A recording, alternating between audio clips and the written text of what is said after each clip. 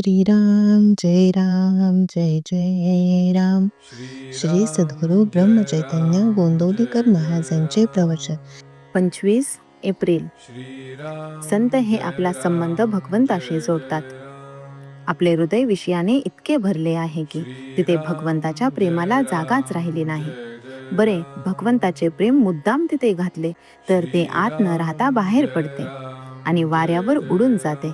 सामानाने गच्च भरलेली जशी एखादी खोली असते तसे आपले हृदय आहे. या हृदयाचा संबंध भगवंताशी जोडण्यासाठी आपल्या हृदयातले सामान म्हणजे विषय खाली करून त्याच्या जागी भगवंताचे प्रेम भरणे जरूर आहे. साधारणपणे आपला अनुभव असा आहे की एखादी वस्तू आपल्याला पुष्कळ आणि पुन्हा पुन्हा मिळाली तरी तिचा वीट येतो. म्हणून जी वस्तू आपल्याला कितीही मिळाली तरी तिचा वीट येणार नाही अशी वस्तू आपण मिळवावी. अशी अवीट असणारी वस्तू एकच आहे, ती म्हणजे भगवंत होय. राजाने आपल्या नावाचा शिक्का केला आणि जो अति प्रामाणिक होता त्याच्या जवळ दिला. त्याप्रमाणे भगवंताने आपले नाम संतांना दिले. त्यामुळे संत जे करतील त्याला मान्यता देणे भगवंताला जरूरच आहे.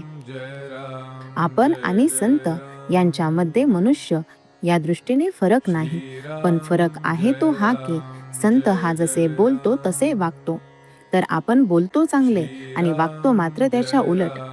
आपल्या स्वार्थाच्या आड कोणी आले की आपण वाईट बोलतो. ज्याच्यावर आपण प्रेम करतो त्याच वस्तूवर दुसऱ्याने प्रेम केले तर आपण त्याला नावे ठेवतो. आपण नुसती नीतीची तत्वे जेव्हा सांगतो तेव्हा अगदी चांगले बोलतो, पण वागताना मात्र उलट वागतो. यासाठी आपण अशी कृती करूया की आपल्याला नंतर तसे बोलता येईल.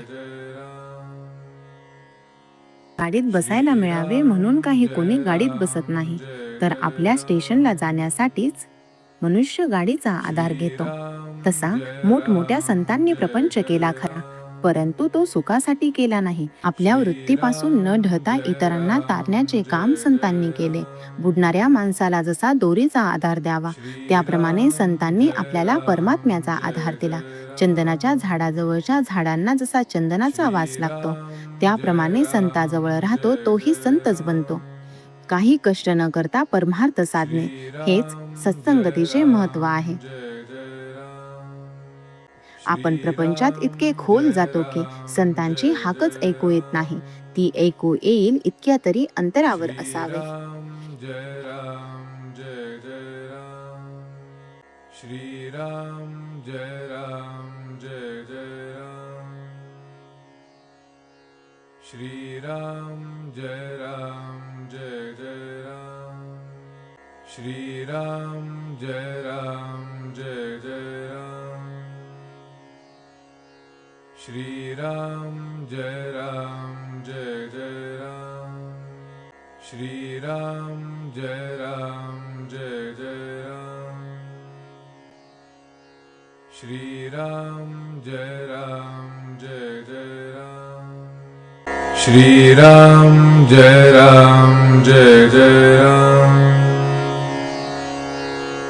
श्रीराम जय राम जय जय राम.